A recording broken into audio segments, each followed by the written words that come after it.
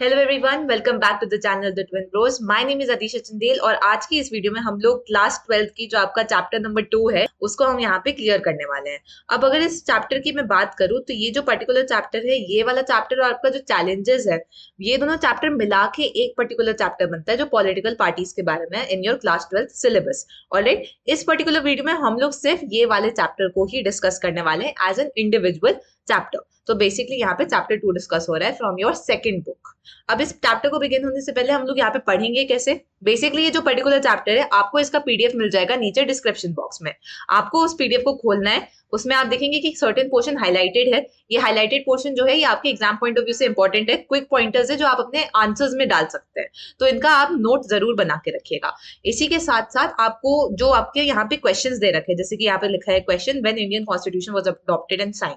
अब ये जो क्वेश्चंस हैं, ये क्वेश्चंस वैसे क्वेश्चंस हैं जो ऑलरेडी प्रीवियस ईयर्स में आपके आ चुके हैं बोर्ड एग्जामिनेशन में। तो इन क्वेश्चंस को भी जरूर साथ बाय साथ मतलब सॉल्व करते रहना। तो जब एक बार आपका चैप्टर रीडिंग खत्म हो जाती है तो आप इस पीडीएफ को खोल सकते हैं, यहाँ पे जो क्वेश्चंस है उनको एक बार देख सकते हैं। अब इसके अलावा अगर आपको लगता है कि आपको सिर्फ बुक से नहीं पढ़ाई हो पाती है, आप सिर्फ पीडीएफ से पढ़ाई नहीं कर पाते, तो आपको नोट्स भी मिल जाएंगे। अब नोट्स के लिए आप नीचे डिस्क्रिप्शन बॉक्स में देख सकते हैं, वहां पे आपको बहुत सारे मतलब नोट्स मिल जाएंगे, not just from political science, humanities में जितने भी आपके मेजर सब्जेक्ट्स होते हैं उनको आपके सबके नोट्स मिल जाएंगे। तो आप उन नोट्स को भी एक्सेस कर सकते हैं, वहां से भी आप पढ़ सकते हैं, आपको जेन्युइनली बहुत ज्यादा बेनिफिट होगा। तो keeping all of that in mind, let us now begin with the particular chapter. अब ये जो चैप्टर है era of one party dominance, अब हम सब जानते हैं कि era of one party dominance में कौन सी पार्टी होगी, और स्पेशली जब हम लोग बात करें इंडिपेंडेंस के बाद, and that is obviously Congress. अब इंडिया जो है वो बहुत अनप्रेसिडेंटेड वायलेंस से गुजरा था, हम सब जानते हैं। इंडिया में बहुत ज्यादा हम कह सकते हैं एक तरीके से देखने को मिला था कि बहुत ज्यादा हद तक वायलेंस हो रहा था because of partition. Communal violence बहुत ज्यादा बढ़ रहा था, लोगों के बीच में रिलीजियस डिफरेंसेस बहुत ज्यादा इंपैक्ट कर रहे थे उनके डिसीजन मेकिंग पे। तो अब इससे क्या होता है, ऐसे किसी भी सिचुएशन में यूजुअली क्या करती है कंट्रीज, वो प्रेफर करती है कि डेमोक्रेसी ना लाए।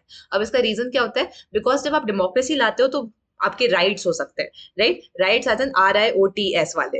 ओके, तो वो वाले जो राइट्स होते हैं वहां पे लोग प्रोटेस्ट कर सकते हैं, वो अपने डिमांड्स को आगे रख सकते हैं। तो इससे क्या होता है, कभी कभी वायलेंस वाला सिचुएशन क्रिएट हो जाता है। तो जो कंट्रीज होती है वो प्रेफर करती है डेमोक्रेसी ना लाए, उनको राइट ना मिले कि वो प्रोटेस्ट कर सकते हैं, एंड उसी रीजन से वो कर्व हो सकती है वायलेंस। और यूजुअली क्या होता है, वो बोलते हैं कि हाँ हम डेमोक्रेसी लाएंगे, फिलहाल के लिए हम डेमोक्रेसी ना ला रहे हैं बिकॉज हम चाहते हैं कि वायलेंस ना हो, but at the end of the day वो कभी भी डेमोक्रेसी नहीं लाते हैं। यूजुअली ये देखने को मिलता है मतलब पॉलिटिकल सिनेरियोज में। बट इंडिया में क्या हुआ था, इंडिया में भी सेम सिचुएशन थी। इंडिया में भी बहुत ज्यादा वायलेंस हो रहा था, इंडिया में भी बहुत ज्यादा रैम्पेंट पॉवर्टी थी, इंडिया के पास भी बहुत कम रिसोर्सेज थे।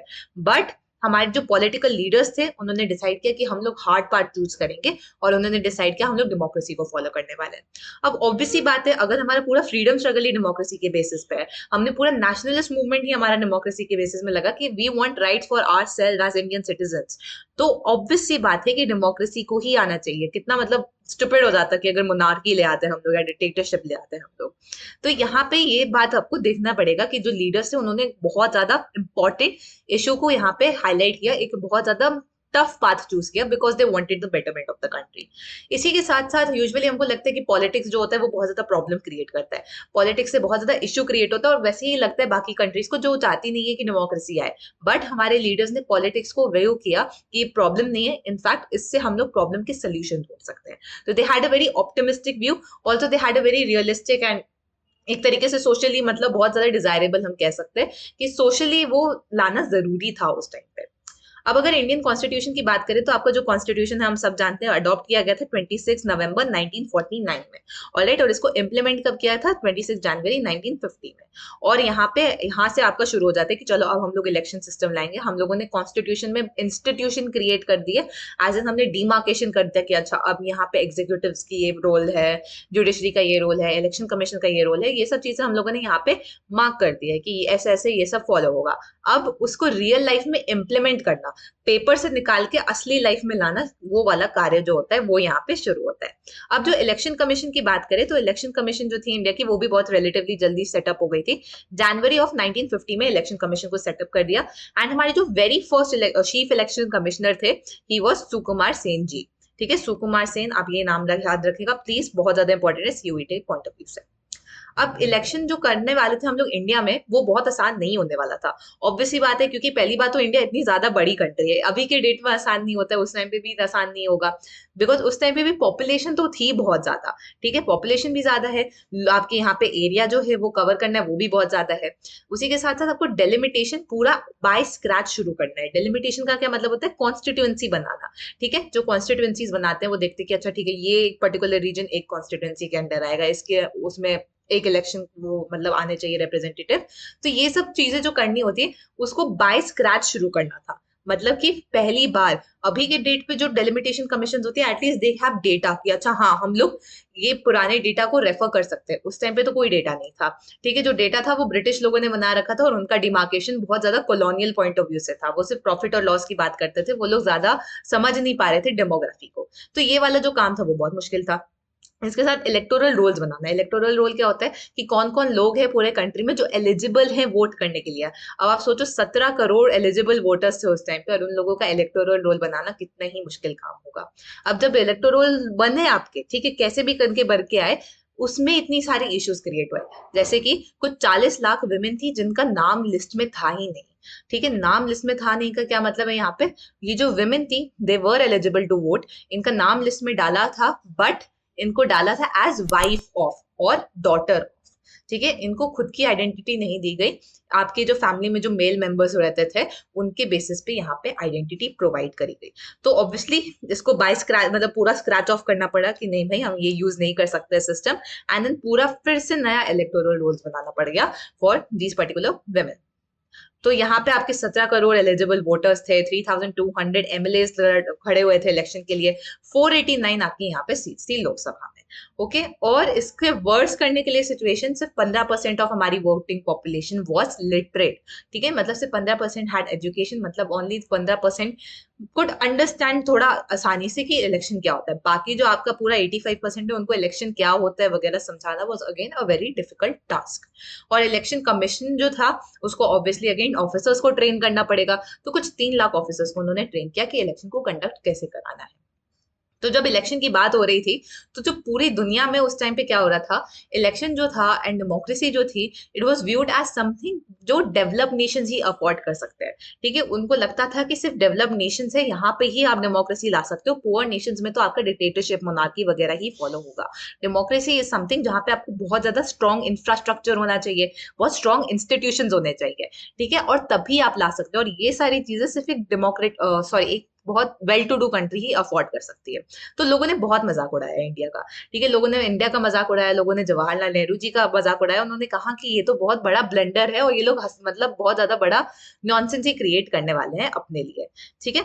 तो एक इंडियन एडिटर जो थे उन्होंने लिखा कि ये जो होने वाला है यहाँ पे डेमोक्रेसी का जो इलेक्शन होने वाला है, it is the biggest Gamble in history. सोचो, बिगेस्ट गैम्बल बुला दिया हिस्ट्री का। ऑर्गेनाइजर करके एक मैगजीन थी, उन्होंने कहा कि जवाहरलाल नेहरू जो है he would live long enough to confess the failure of universal adult franchise in India.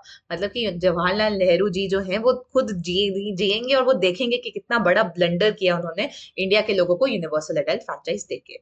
इसी के साथ एक ब्रिटिश मेंबर जो थे इंडियन सिविल सर्विस के, उन्होंने कहा कि मतलब जो फ्यूचर में लोग हैं वो तो हंसेंगे कि मतलब इतना ज्यादा एस्टोनिश हो जाएंगे, कितना अब्सर्ड चीज है ये कि इतने इलिटरेट लोगों को ये वोट करा रहे हैं।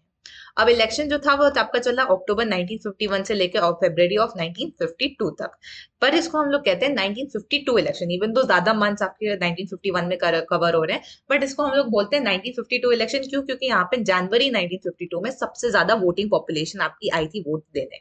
6 महीने लगा आपको यहाँ पे कैंपेन करने में, पोलिंग करने में, काउंटिंग करने में, कुछ 6 महीने का पूरा टाइम लगा। एंड ये जो इलेक्शन था ये कॉम्पिटिटिव था। ऐसा नहीं है कि पहले इलेक्शन हो रहा है तो कोई भी आ जा रहा है आपके पोजीशन पे, नहीं, ठीक है। हर सीट के लिए कुछ 4 कैंडिडेट्स लड़ रहे थे ऑन एन एवरेज अगर देखा जाए। उसी के साथ साथ जो वोटिंग पॉपुलेशन थी उनने भी बहुत अच्छे से परफॉर्म किया, उन्होंने भी बहुत अच्छे से पार्टिसिपेट किया इस पूरे प्रोसेस में, with more than half the eligible voters turned out.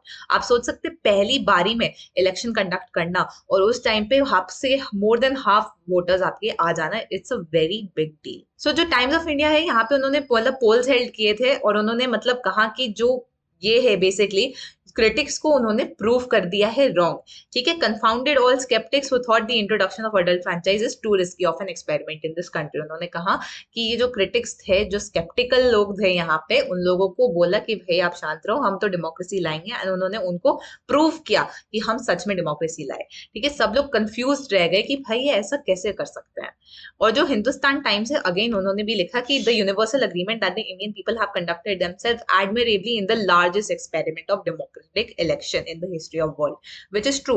इससे पहले इतने बड़े स्केल पे कभी भी डेमोक्रेसी को इम्प्लीमेंट नहीं किया गया था। नेक्स्ट टॉपिक जिसके बारे में हम लोग बात करने वाले हैं, that is changing method of voting. ठीक है, अब चेंजिंग मेथड ऑफ वोटिंग का क्या मतलब है, यहाँ पे कि वोटिंग करने के भी बहुत सारे डिफरेंट डिफरेंट तरीके थे। तो जो इनिशियल फेज था हमारे वोटिंग का, उसमें क्या कर रहे थे, उस लोगों ने फर्स्ट इलेक्शन में डिसाइड किया कि हम लोग यहाँ पे हर इंसान का एक बॉक्स रखेंगे। ठीक है, हर इंसान का एक बॉक्स होगा और उसका जो सिंबल होगा उस इंसान का, उस पॉलिटिकल पार्टी का, रिप्रेजेंटेटिव का, वो सिंबल उस बॉक्स पे ड्रॉ किया जाएगा एंड लोगों को अपना वोट उसमें डालने का है। ठीक है, एंड देन उसके बाद वो वोट को मैनुअली काउंट करेंगे। तो आप सोचो कितना ज्यादा यहाँ पे मैनुअल लेबर लगेगा। पहले वो बॉक्स लाओ, बॉक्स बनाओ, बॉक्स पे सिंबल बनाओ, ठीक है, उसमें नाम लिखो, उसमें उर्दू में लिखो और हिंदी में लिखो, और एक और अगर जो भी रीजनल लैंग्वेज अगर पंजाब में हो रहे तो पंजाबी में लिखो। तो इन सब चीजों को करने में ऑब्वियसली बहुत ज्यादा टाइम लग जाता है। तो कुछ देख सकते हैं यहाँ पे 20 लाख स्टील बॉक्सेस का यहाँ पे यूज हुआ। तो ऑब्वियसली यहाँ पे बहुत ज्यादा मतलब एक रकस क्रिएट हो जाता है, लॉजिस्टिक्स का इशू हो जाता है। तो फर्स्ट इलेक्शन के बाद उन्होंने कहा नहीं भाई ये ज्यादा काम हो रहा है, थोड़ा सा हमको चेंज करना पड़ेगा। इस टाइम उन्होंने क्या कहा, उन्होंने कहा कि अब आपको एक स्टैंप लगाना पड़ेगा in the name of the candidate that you want to be in the ruling party. ठीक है, उन्होंने कहा आप अपने फेवरेट कैंडिडेट जो भी हैं आपके, उनके नाम के सामने एक स्टैंप लगाएं। ये चलता गया और ये 1990s के एंड तक चलता गया, और 1919 के एंड तक आपका यहाँ पे क्योंकि लिबरलाइजेशन हो रहा था, टेक्नोलॉजी बहुत ज्यादा बूम हो रही थी, तो ईवीएम आना शुरू हो गया। ईवीएम क्या होता है, इलेक्ट्रॉनिक वोटिंग मशीन, जो आज के दिन पे फॉलो किया जाता है। And these are more reliable because यहाँ पे आप काउंटिंग वगैरह पे आप यहाँ पे गलती नहीं कर सकते, जो मैनुअली आप वहां पे कर सकते हो इन अ मैनुअल वोटिंग सिस्टम। तो this is about it for the EVM वाला जो है। नेक्स्ट टॉपिक टू डिस्कस हमारा है Congress dominance in the first 3 general election. अब ऑब्वियसली बात है, मतलब उस टाइम पे भी लोगों को बहुत ऑब्वियस लग रहा होगा कि कांग्रेस ही जीतने वाली है। ठीक है, अब इसके बहुत सारे रीजंस है। पहला तो रीजन है कि ऑब्वियसली यहाँ पे उन्होंने ही नेशनल मूवमेंट लड़ा है। कांग्रेस जो थी एंड मतलब बाकी पार्टीज भी थी, बाकी इंडिपेंडेंट लोग भी थे जिन्होंने नेशनल मूवमेंट में कॉन्ट्रीब्यूशन दिया, बट कांग्रेस ने जिस लेवल पे नेशनल मूवमेंट में कॉन्ट्रीब्यूशन दिया है वो किसी और पॉलिटिकल पार्टी या इंडिविजुअल ने नहीं दिया था। तो ऑब्वियसली बात थी कि हाँ यही लोग आने वाले हैं। इसी के साथ साथ इनका spread all over the country था।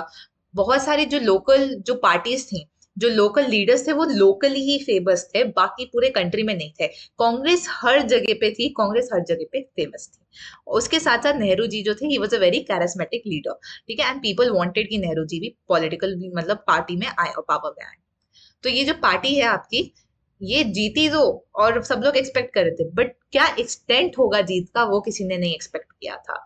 तो द पार्टी वोन 364 आउट ऑफ 489 सीट्स, यानी कि 489 सीट्स थी और 364, जितना ज्यादा मेजोरिटी वो पर्टिकुलर हमारा कांग्रेस यहाँ पे जीत जाता है। कांग्रेस के बाद जो सेकंड लार्जेस्ट पार्टी थी in terms of seat was communist party and it वोन ओनली 16 सीट्स। सोचो आप, यहाँ पे 364 से 16 सीट्स, फर्स्ट कैंडिडेट 364 जीत रहे, सेकंड आपकी पॉलिटिकल पार्टी 16 जीत रही है। तो आप सोच सकते हो कितना ज्यादा यहाँ पे कांग्रेस का इन्फ्लुएंस रहा होगा। तो जो कांग्रेस है उसने बहुत मतलब अच्छे से मतलब विक्ट्री जीती थी एंड ऑलमोस्ट हर स्टेट में उसने मेजोरिटी लाई थी। और यहाँ पे एक्सेप्शंस कौन कौन से हैं, मद्रास, उड़ीसा, ट्रावनकोर, कोचिन। ठीक है, जो प्रेजेंट डे केरला का यहाँ पे पार्ट हो जाता है। ये सब होता है, नेहरू जी को डिक्लेयर कर दिया जाता है as the prime minister of the country. Congress का सेम परफॉर्मेंस रहा 1957 एंड 62 इलेक्शन में भी। ठीक है, विद कांग्रेस मतलब कुछ 3/4 सीट्स तो जीती जाती थी, सेम मैग्नीट्यूड पे जीत रही थी। एंड यहाँ पे इसी टाइम के अराउंड आपको ये भी देखने को मिलता है कि छोटी छोटी पॉलिटिकल पार्टीज भी स्टार्ट होने लग जाती है, डेवलपमेंट आने लग जाती है। अब ये जो पॉलिटिकल पार्टीज होती है बहुत ज्यादा छोटी होती है, कांग्रेस के कंपैरिजन में इनकी ज्यादा वोटिंग नहीं होती है, कांग्रेस के कंपैरिजन में इनके पास सीट्स कम होती है, बट ये तब भी बहुत ज्यादा इंपॉर्टेंट होती है फॉर अ डेमोक्रेसी।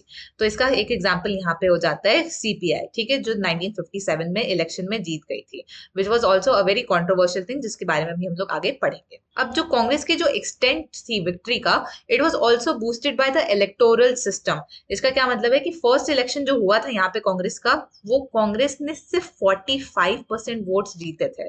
आप सोच सकते हो, सिर्फ 45% vote, it's like not even majority of the country, ठीक है। मतलब कि आपके यहाँ पे 55% वोटर्स थे जो चाहते थे कि कांग्रेस के अलावा कोई और आए, but Congress manage to win 74% of the seat. तो ये एक इम्बैलेंस हो जाता है, और इसका रीजन क्या है? First pass the post system, ठीक है। जिस इंसान का सबसे ज्यादा वोट आ जाएगा उस इंसान को वहां पे रिप्रेजेंटेटिव बना दिया जाएगा, इररिस्पेक्टिव ऑफ बाकी लोगों ने कितना वोट किया है। तो जो लोग मतलब ना वोट करते हैं, जो लोग मतलब किसी और चीज के लिए वोट करते हैं, उनका वोटिंग उसमें ज्यादा इन्फ्लुएंस नहीं करता है, प्रोपोर्शनैलिटी पे इन्फ्लुएंस नहीं करता है, because India follows the first pass the post system of election. तो यहाँ पे इन लोगों ने दे रखा है कम्युनिस्ट विक्ट्री जो हुई थी केरला में। बेसिकली क्या हुआ था, 1957 में केरला में इलेक्शंस हुए थे, एंड यहाँ पे कम्युनिस्ट पार्टी जीत जाती है। ओके, एंड कम्युनिस्ट पार्टी कुछ 126 सीट्स में से 60 सीट्स जीत जाती है। उनके साथ यहाँ पे 5 इंडिपेंडेंस कैंडिडेट्स भी खड़े होते हैं।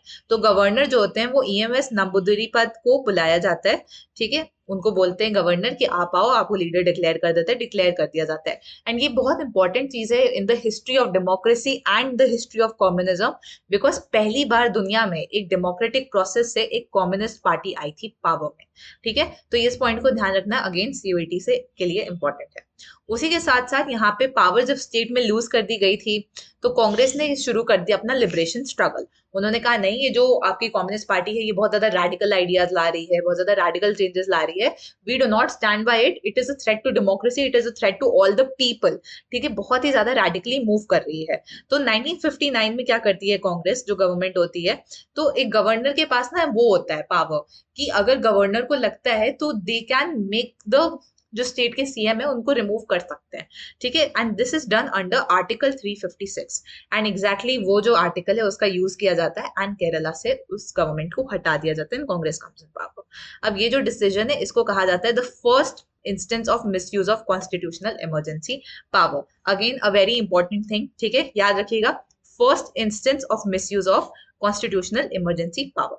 अब हम अगर नेचर ऑफ कांग्रेस डोमिनेंस की बात करें, तो आपने अभी तक जब भी पॉलिटिकल साइंस पढ़ा होगा तो हम सब जानते हैं कि किसी भी कंट्री में कोई भी एक पर्टिकुलर पॉलिटिकल पावर अगर डोमिनेंस में आ रही है, बार बार उसी को वोट मिल रहे हैं, then it is a red flag, ठीक है। मतलब क्योंकि एक डेमोक्रेसी में every candidate should have a chance, every person should have a chance to represent the the people of their community.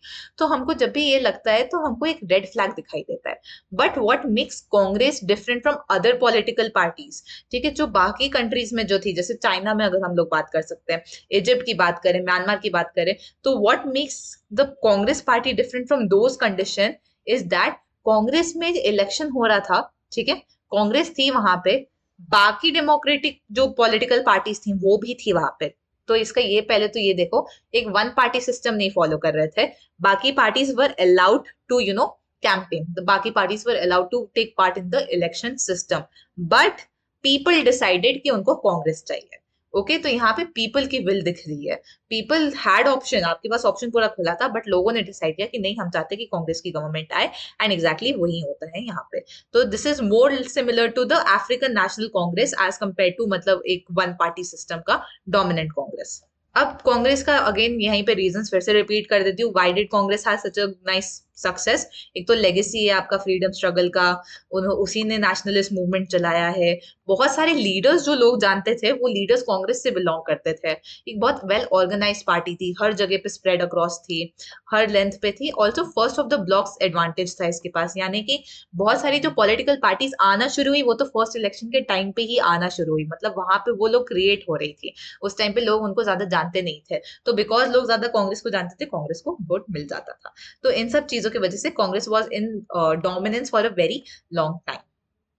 अब कांग्रेस जब इनिशियली फॉर्म हुई थी ना 1885 में, तो Congress was a very westernised idea. इसका मतलब है कि जो कांग्रेस के मेंबर्स थे वो बहुत ज्यादा एलीट लोग थे, ठीक है, अपर मिडिल क्लास लोग थे, they had a lot of money, they were more well to do than the normal population. तो वो जो इनिशियल फेज था कांग्रेस का, वहां पे वो लोग नॉर्मल पॉपुलेशन से ज्यादा डील नहीं करते थे, ज्यादा मतलब उनके इश्यूज को नहीं समझते थे, but because of Gandhi ji का आना, बिकॉज ऑफ स्वदेशी मूवमेंट का आना, बिकॉज ऑफ मतलब बहुत सारे different factors and localisation of Congress, क्या होता है कि आपके यहाँ पे पेजेंट मूवमेंट को डिस्कस करना शुरू होता है, इंडस्ट्रियलिस्ट को डिस्कस करना शुरू होता है, आपके वर्किंग क्लास के इश्यूज डिस्कस करना शुरू होता है। एंड स्लोली कांग्रेस जो है वो एक पॉलिटिकल बन जाती है party for all the people. ठीक है, एक तरफ वो लैंड ओनर्स के साथ डिस्कशन कर रही थी अबाउट देयर राइट्स, दूसरी तरफ वो पेजेंट्स के साथ कर रही थी। एक तरफ वो इंडस्ट्रियलिस्ट के साथ भी डिस्कशन कर रही थी, दूसरी तरफ वो वर्कर क्लास के साथ भी डिस्कशन कर रही थी। तो it was dealing with all spheres of life. तो कांग्रेस जो है एक तरीके से हम कह सकते हैं अम्ब्रेला पार्टी बन जाती है, एक रेनबो लाइक यहाँ पे कोलेशन क्रिएट हो जाता है। अब कांग्रेस की अगर बात करें तो इसको कोलेशन क्यों कहा जा रहा है, एक आइडियोलॉजिकल कोलेशन क्यों कहा जा रहा है, रेनबो पार्टी क्यों कहा जा रहा है, इसका पीछे ये रीजन है क्योंकि आज के डेट पे अगर आप देखो तो आपकी सारी पॉलिटिकल पार्टीज जो है उनके मेंबर्स बहुत ज्यादा सिमिलर थिंकिंग रखते हैं। ठीक है, तो बीजेपी के लीडर्स जो होते हैं उनको एक सिमिलर वे ऑफ थिंकिंग होता है, तो आपके कांग्रेस के जो करंट कांग्रेस के लीडर्स उनका सिमिलर वे ऑफ थिंकिंग होता है। बट जो कांग्रेस उस टाइम पे थी इंडिपेंडेंस के टाइम पे, यहाँ पे लोग जो थे वो बहुत डाइवर्स बैकग्राउंड से थे। ठीक है, अब ये क्यों था, क्योंकि Congress was the political party जिसने नेशनलिस्ट मूवमेंट लड़ा और उस टाइम पे सिर्फ एक ही पॉलिटिकल पार्टी थी, तो इसलिए बहुत सारे लोग एक ही पॉलिटिकल पार्टी के अंडर आते थे, बहुत सारे लोग अपना पॉइंट ऑफ व्यू रखते थे, बहुत सारे डाइवर्स बैकग्राउंड से आते थे, एंड तभी यहाँ पे डिस्कशंस बहुत ज्यादा रिच होते थे और एक पॉलिटिकल आइडियोलॉजी पे स्टिक नहीं करते थे वो लोग। अब ये जो कॉलेज को आपको अगर लगेगा सुन के कि अच्छा अगर दो लोग एक ही पॉलिटिकल पार्टी में अग्री नहीं कर रहे हैं तो ये तो एक वीकनेस हो जाती है, but that is not true. In fact ये जो था इन लोगों का coalition, it was a very strong thing for them. ठीक है, उनको एक अनयूजुअल स्ट्रेंथ प्रोवाइड किया कांग्रेस को। क्यों? क्योंकि सबसे पहले तो वो एक्सट्रीम डिसीजंस नहीं लेते थे। अगर आपके पास दो लोग हैं जो दोनों ही एक्सट्रीम पॉइंट ऑफ व्यू रहते हैं तो उनको कहीं ना कहीं पे बिकॉज ऑफ कॉम्प्रोमाइज बीच में आके सेटल करना पड़ेगा, तो एक्सट्रीम डिसीजंस नहीं लेते थे। उसके साथ साथ यहाँ पे जो इंटरनल डिफरेंसेस होता था उसको अकोमोडेट किया जाता था। यूजुअली अगर आप देखोगे आज के डेट में जो अगर मतलब डिफरेंसेस आ जाते हैं तो लोग मतलब प्रेफर करते हैं कि नहीं हम लोग डिफरेंट आइडियोलॉजी को ना सुने, बट उस टाइम पे वो लोग डिफरेंट आइडियोलॉजीज को भी सुन रहे थे। ठीक है, तो ये जो फैक्शंस क्रिएट हो रहे थे, ये फैक्शंस मेक श्योर कर रहे थे कोई एक्सट्रीम डिसीजंस ना लिया जाए, हर इंसान रिप्रेजेंट हो रहा है। ठीक है, एंड इतने सारे ब्रॉड इश्यूज पे वो डील कर रहे थे, वो चाह रहे थे कि कांग्रेस सिर्फ एक चीज पे ना फोकस करे, हर चीज पे फोकस करे। It is a people's party. ठीक है, that is what they wanted. तो इस तरीके से जो आपका फैक्शनलिज्म है वो कांग्रेस का एक स्ट्रेंथ बन जाता है। और जो कांग्रेस के यहाँ पे जो फैक्शंस हैं, इससे पहले कि जो आपकी ऑपोजिशन पार्टी है वही कुछ बोल दे तो वो फैक्शन के लीडर ही एक दूसरे में डिस्कस कर रहे थे। और ये जो फैक्शंस की मतलब बाकी ऑपोजिशन की पार्टीज जो होती थी वो भी मार्जिन के थ्रू यहाँ पे इन्फ्लुएंस करती थी decision making. Why? Because at that point it was not so much about power, it was mostly about making sure कि एक अच्छा डिसीजन आ रहा है। ठीक है, तो they did not want to be the person जो डिसीजन मेकिंग में थे, but they try to influence decision making जिससे कि एक बेटर चेंज आ सके। तो इस सिस्टम को हम लोग तभी कहते हैं कांग्रेस सिस्टम। ठीक है, कांग्रेस सिस्टम मतलब कि इतना ज्यादा डोमिनेंस हो गया है कांग्रेस का कि हम लोग उसको पूरा टाइम पीरियड को एक सिस्टम नाम दे देते हैं कांग्रेस वाला। अब ऑपोजिशन पार्टीज जो थी वो इस टाइम पे आना शुरू हो जाती हैं। ठीक है, बिकॉज अब ब्रिटिश चले जाते हैं, अब हम लोगों ने डेमोक्रेसी खोल दिया है, एंड बिकॉज कांग्रेस के अंडर ही ऑलरेडी इतने सारे फैक्शंस हैं तो बहुत सारे फैक्शंस है वो डिस्कस करते हैं कि हाँ we should be a separate entity. Okay, कि हम लोग नहीं चाहते कि हम कांग्रेस से एसोसिएट करें, तो यहाँ से बहुत सारे फैक्शंस आना शुरू हो जाते हैं। अब ये जो फैक्शंस होते हैं इनका रिप्रेजेंटेशन बहुत छोटा होता है। ठीक है, लोकसभा में राज्यसभा में ये बहुत कम वोट्स जीत पाते हैं, बहुत कम सीट्स जीत पाते हैं। बट इन फैक्शंस का एग्जिस्ट करना, इन पार्टीज का एग्जिस्ट करना बहुत ज्यादा इंपॉर्टेंट होता है। क्यों इंपॉर्टेंट होता है कि ये पार्टीज एग्जिस्ट करें? बिकॉज दे मेक श्योर कि जो डेमोक्रेटिक नेचर है हमारी कंट्री का वो कंटिन्यू होता रहे। ठीक है, अगर सिर्फ कांग्रेस ही एक पॉलिटिकल पार्टी रहेगी, बाकी कोई पॉलिटिकल पार्टीज नहीं आएंगी, तो हम उसको डेमोक्रेसी नहीं कह सकते हैं। जब बाकी पॉलिटिकल पार्टीज रहेंगी और मल्टीपल पार्टी सिस्टम होगा then it is a true democracy. उसी के साथ साथ ये जो बाकी पॉलिटिकल पार्टीज थी ये क्वेश्चन करेंगी कांग्रेस को, ठीक है, कि आप ये डिसीजंस क्यों ले रहे हो। तो जब वो क्वेश्चन करेगी तो Congress will be force to make better decisions जिससे उनको क्वेश्चनिंग के टाइम पे ज्यादा इशू फेस ना करना पड़े। तो ये सब रीजंस की वजह से it is very important to have different political parties as well. And उसी के साथ साथ यहाँ पे अर्ली इयर्स में बहुत म्यूचुअल रिस्पेक्ट रहता था लीडर्स के बीच में। ऑलराइट, मतलब बिकॉज आप खुद सोचो यहाँ पे जो लीडर्स थे उन्होंने बहुत ब्लडशेड देखा है, बहुत लॉस देखा है। ओके, दीज वर इंडिविजुअल जिनके पास पॉलिटिकल राइट्स नहीं थे। आज के डेट पे we take it for granted, but these individuals did not have political rights. तो वो चाहते थे कि बेटरमेंट हो। तो even when they did not agree with each other, even when they were opposing each other, they had a lot of respect for the other person. ठीक है, they work together, they collaborated, because उनके दिमाग में था कि हमें nation को बढ़ाना है। We want India to be a developed country, we want India to work towards the path of development. तो यहाँ पे B R Ambedkar ji, Shyama Prasad Mukherjee ji, Jawaharlal Nehru ji, all of them had very different ideologies, all of them had conflicting ideologies even, but still उन्होंने साथ में रह के काम किया, still उन्होंने साथ में रह के कोलैबोरेशन के थ्रू इधर इम्प्लीमेंटेशन लाया। इसी के साथ साथ जेपी नारायण जी जो थे, Jayaprakash Narayan ji, he was a very staunch, मतलब अगेंस्ट वो रहते थे कि मतलब हाँ Nehru ji is not doing very well, and he was also against Indira Gandhi. ठीक है, आगे वाले फेजेस में, but still Nehru ji was very fond of him and he wanted him to be a part of the Congress वाला जो सिस्टम है। तो आप यहाँ पे देख सकते हो कि बहुत ज्यादा मतलब एक इंक्लूसिव नेचर था कांग्रेस के विद इन, एंड हर इंसान को यहाँ पे एक सेफ स्पेस प्रोवाइड कर दिया था कि हर इंसान अपनी बातों को आगे रख सके, जिससे कि हम लोग एक मतलब ब्रॉड चीजों पे फोकस कर सकते हैं। तो दैट इज अबाउट इट। यहाँ पे आपका बेसिकली एंड हो जाता है, एंड लास्ट में यहाँ पे लिखा है, as the ability of Congress to accommodate the interest and aspirants for political power steadily declined, other political party started gaining greater significance. इसका क्या मतलब है कि ऑब्वियसली ये इनिशियल फेज जो होता है इंडिपेंडेंस का वो चला जाता है, एंड देन उसके बाद क्या होता है, एक क्रिएशन शुरू हो जाता है कि अब हमें पावर चाहिए।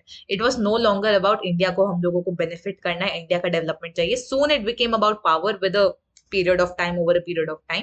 तो इससे क्या होता है कि बाकी पॉलिटिकल पार्टीज हैं वो उनको ग्रेटर सिग्निफिकेंस देखने को मिलता है। व्हाई? बिकॉज अब उनके पास ज्यादा इश्यूज होते हैं जो वो डील कर सकते हैं। कांग्रेस ज्यादा गलतियां कर रही होती है जिनको वो पिन पॉइंट कर सकते हैं।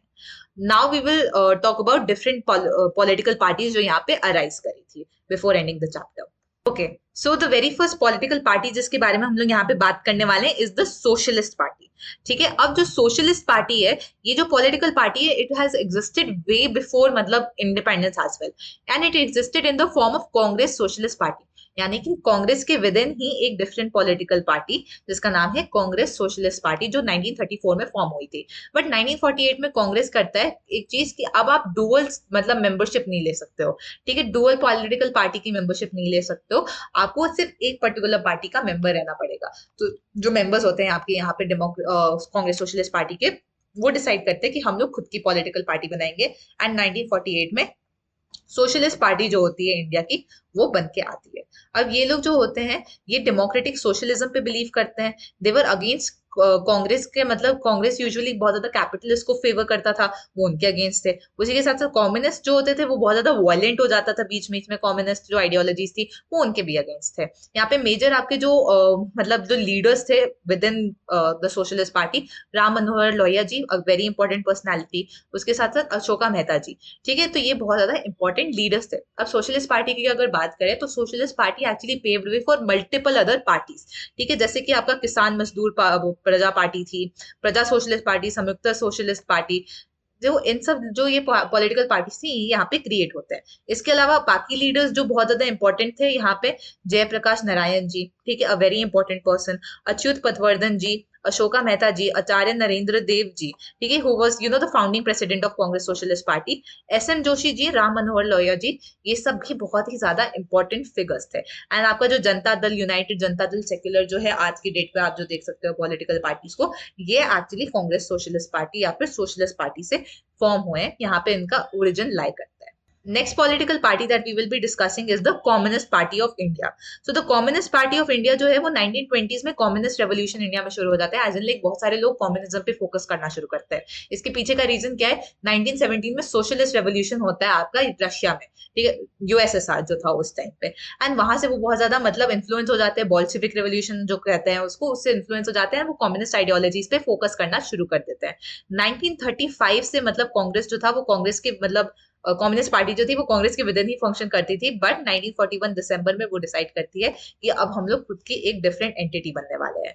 उस टाइम पे क्या था, सिर्फ कांग्रेस थी, उसके पास एक बहुत वेल ऑइल्ड मशीनरी थी, एज इन लाइक उसके पास ज्यादा रिसोर्सेस थे कि वो लोगों को मूव कर सकते हैं। सिर्फ कांग्रेस ही एक ऐसी पॉलिटिकल पार्टी थी, बट उसके अलावा यहाँ पे कम्युनिस्ट पार्टी जो थी उसके पास भी बहुत सारा मतलब एक वेल ऑयल मशीनरी था, उसके पास डेडिकेटेड कैडर्स थे जो चाह रहे थे कि हमें इंडिपेंडेंस मिले।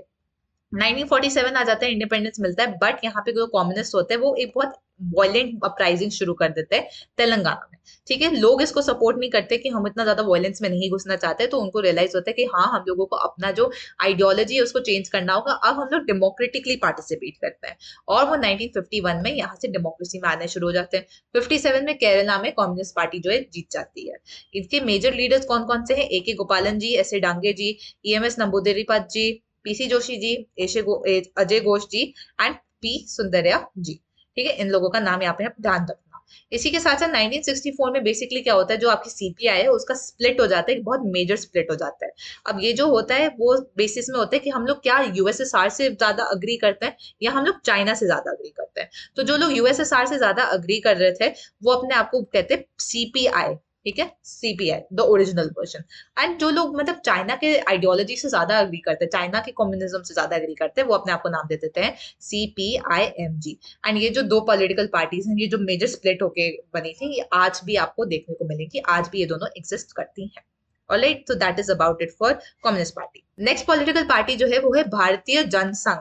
ठीक है, अब ये जो थी वो बनी थी 1951 में और इसके फाउंडर प्रेसिडेंट थे श्यामा प्रसाद मुखर्जी जी। ठीक है, यहाँ पे आपका RSS एंड हिंदू महासभा है, इसको आप ट्रेस कर सकते हो, इससे इन्फ्लुएंस हुआ था भारतीय जनसंघ।